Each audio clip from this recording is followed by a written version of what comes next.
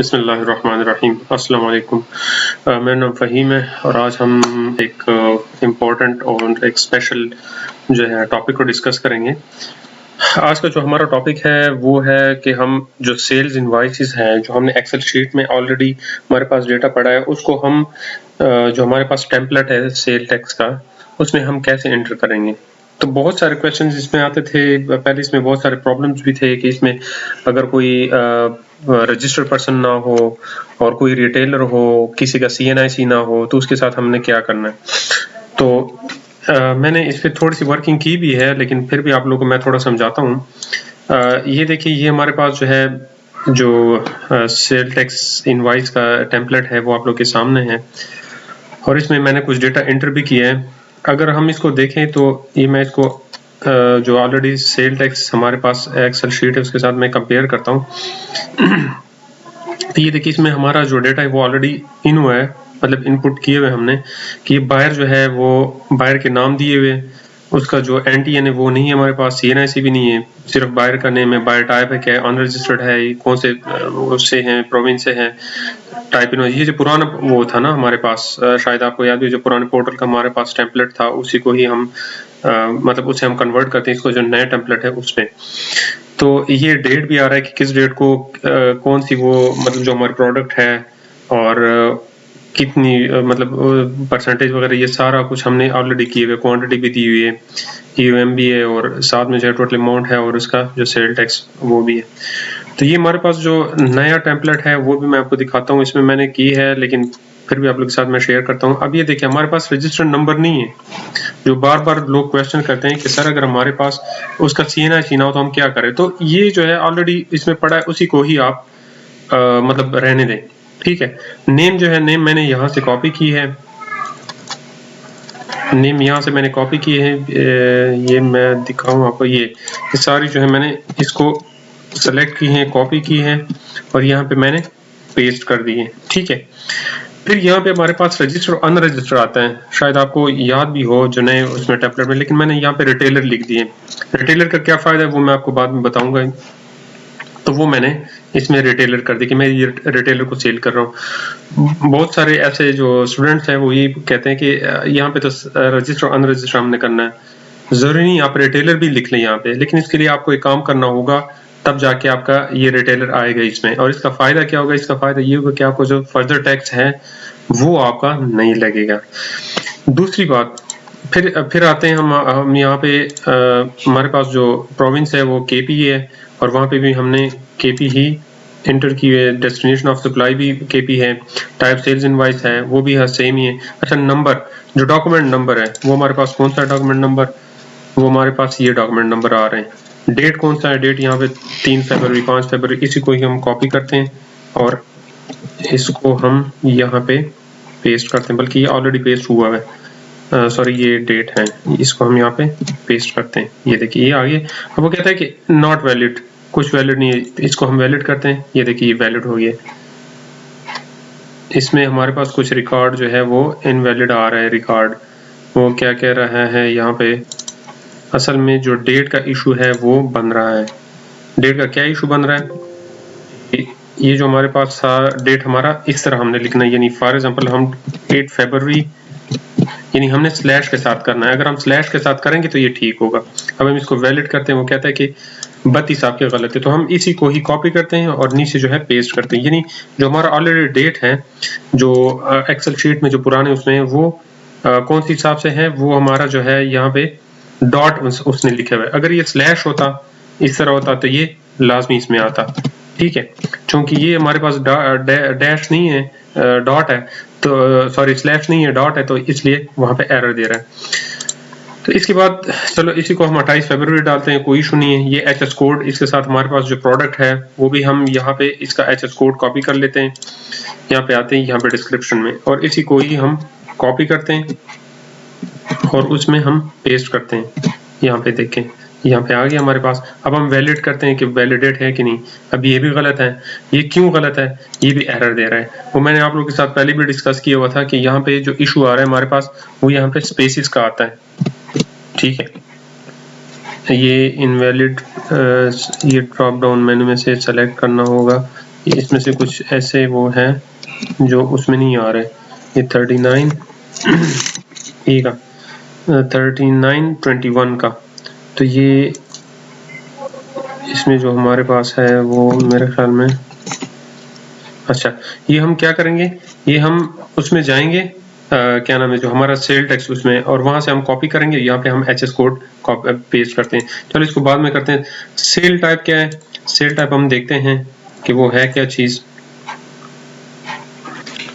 Cell type standard at good rates, ठीक है, इसको हम कॉपी करते हैं और इसमें हम इसको पेस्ट करते हैं, बल्कि इसको कॉपी करके यहाँ तक इसको हम पेस्ट करते हैं।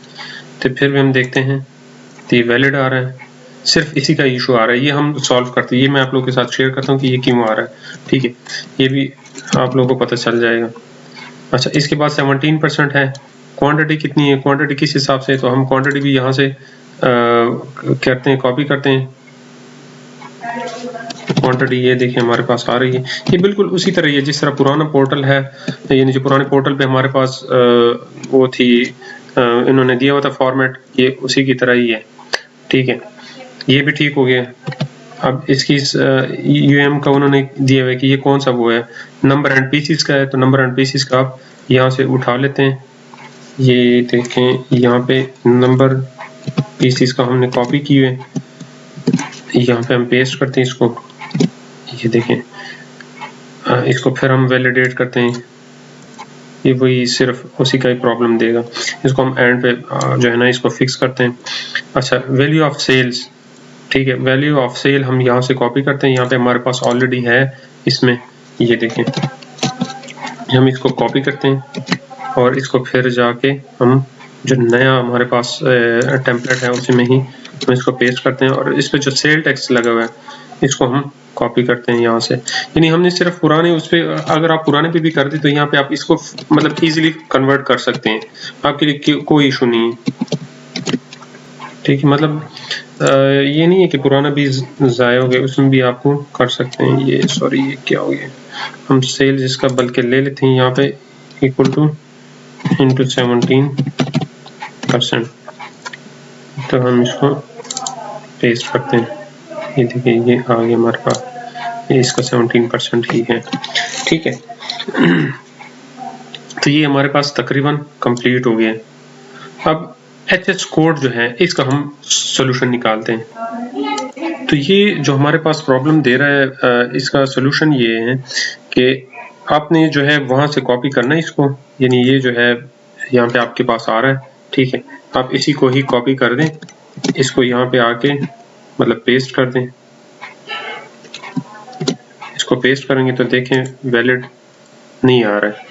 क्या आपने करना क्या है, ओल्ड शीट पे जाना है, ओल्ड शीट पे जाके इसको सेलेक्ट करें, ठीक है, यहाँ तक सेलेक्ट करें, कंट्रोल एच प्रेस करें, कंट्रोल एच में आपके पास रिप्लेस आ जाएगा। आपने करना क्या है कि आपने क्या करना है, इसको स्पेस डैश स्पेस ये करना है, फिर इसके बाद नीचे आना है, नीचे में क्या करना है, कॉलन और डैश करना है, ठीक है। ये जब आप करेंगे, ये मैं आपको बताता हूँ कि आपने क्यों करना है, इसको आपने रिप्लेस करेंगे, आपके 33 जो है ऑलरेडी सेलेक्ट हो गए।